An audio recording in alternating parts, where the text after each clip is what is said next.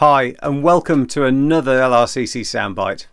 Well, would you believe it? Jesus is causing controversy again.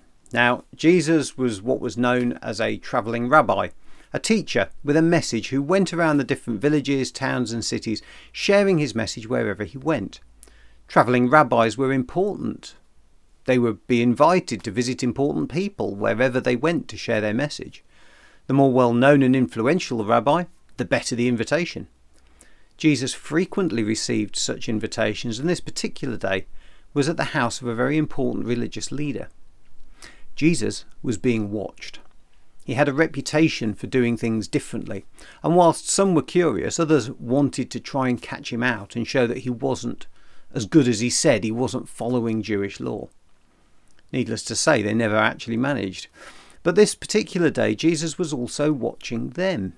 He watched as they arrived, and they politely jostled for position. They tried to engineer for themselves the best seats in the room. For themselves, of course. He decided he was going to challenge this behaviour. Imagine you're at a wedding feast, he began. You arrive and immediately go to the best seat, maybe the one next to the groom. Sit yourself down and start eating. After all, you know you are the most important person that was invited.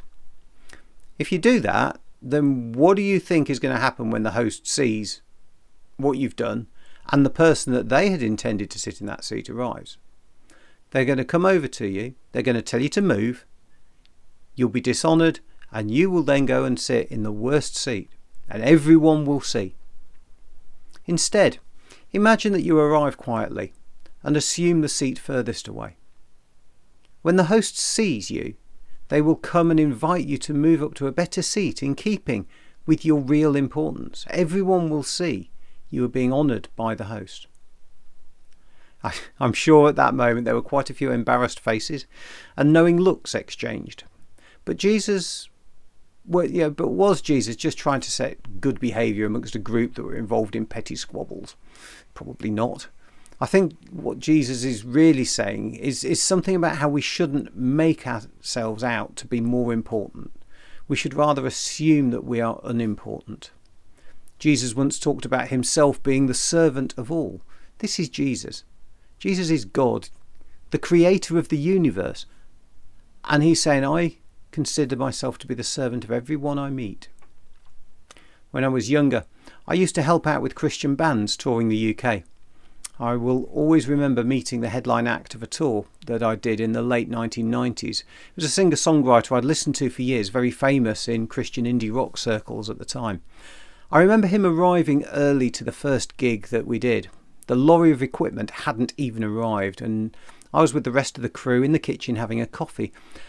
And this guy walked in and joined us, and I knew exactly who he was, and everybody in the room knew exactly who he was. And yet he came around the room introducing himself in just the same way as anyone else would. No assumption that anyone would even know who he was.